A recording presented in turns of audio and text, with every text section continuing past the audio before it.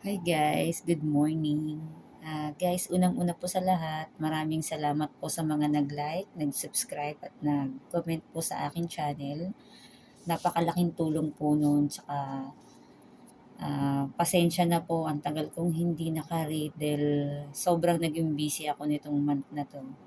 Pero anyway, talagang na-miss ko to. At na-miss ko rin ko kayo guys. Salamat po. So today, we will read the Libra reading, November 16 to November 30.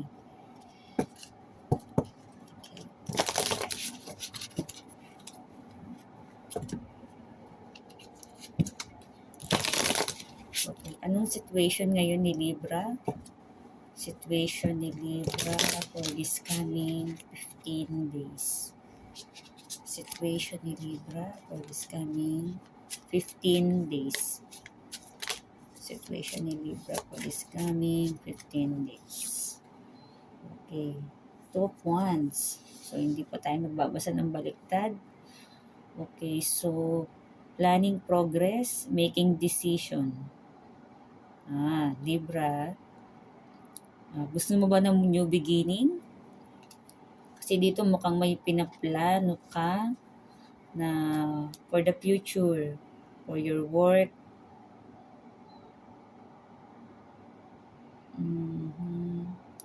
Makakapag-decide ka dito kung ano talaga yung gusto mo sa buhay.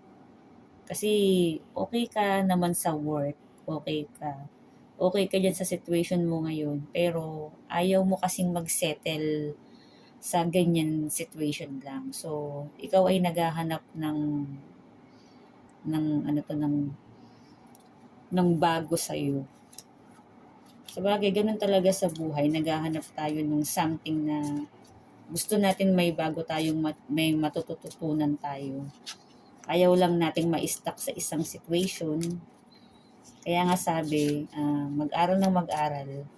Kahit na ikaw ay nakatapos or ikaw ay nakagraduate na. Sabi nga sa mga advice, never stop learning. So, eto ka ngayon. Gusto mo yung mag-move ahead pa sa situation mo. Tapos next card, okay, the Magician.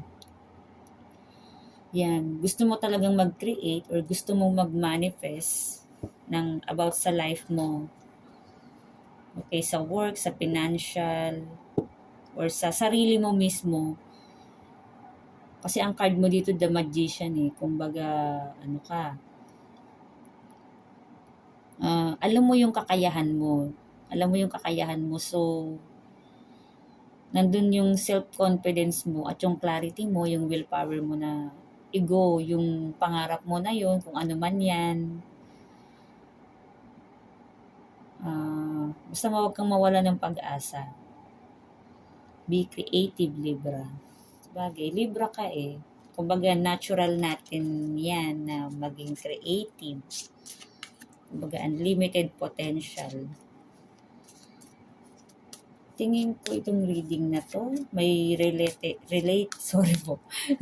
sa work mo or sa pangarap mo. Okay, yung third card po natin ay Knight of Pentacles. Oo. Ay naku, Libra. So talagang ano ka, tingin ko ang focus mo itong week na to ay about stability because Knight of Pentacles, no? Ang focus mo, financial, saka yung ano mo, financial, about, kung hindi financial, about sa work, about sa productivity, about sa growth mo. So, ito yung mga Libra na siguro hindi nila focus ngayon yung love life. Ito ngayon ang focus nila yung about sa growth as a person, growth for work, growth for personality. So, sige lang, at ito, Libra, may makakatulong din sa yung earth signs na tutulong sa stability mo. Pwedeng ma-switch yung situation na pwedeng itong earth sign na to makatulong sa iyo sa stability mo. Bagay kasi ang mga earth sign talaga, nandyan talaga yung sobrang tiyaga nila sa trabaho. Kasi yung mga kakilala ko ganun talaga sila na antitibay nila, kumbaga hindi sila basta-basta susuko. So, ano ang advice kay Libra? Anong advice kay Libra? Advices for Libra. Advices for Libra, November 16 until 30. Okay. Page of Swords. Sorry, ano ba yan? Ba't ako nabubulol? Page of Swords. Ayan po siya. So, Page of Swords. Ikaw talaga ito, Libra. So, kung ano man yung pinaplano mo talaga from the beginning, just kung ano yung gusto mong minamanifest mo, kung gusto mo talaga tong financial growth na to, whatever financial yan, go ka lang. Ito yung, kung may tinatanong ka, ito yung yes sign. So, kasi ito na yung mga ideas mo. Kumbaga, thirst ka sa mga growth, gustong-gusto mo yung expansion, yan. Yung tawag sa ganyan. Tapos, never stop learning, Libra. Never stop learning. Tapos, about sa pinag-aaralan mong yan, mag-aral ka lang, kunin mo lang yung mga information, kung sa mga estudyante, mag-aral ka lang na mag-aral. Sige lang, kahit mababa lang yung grades mo, basta okay lang, maipasa mo lang, okay lang yan. Doon naman sa mga worker,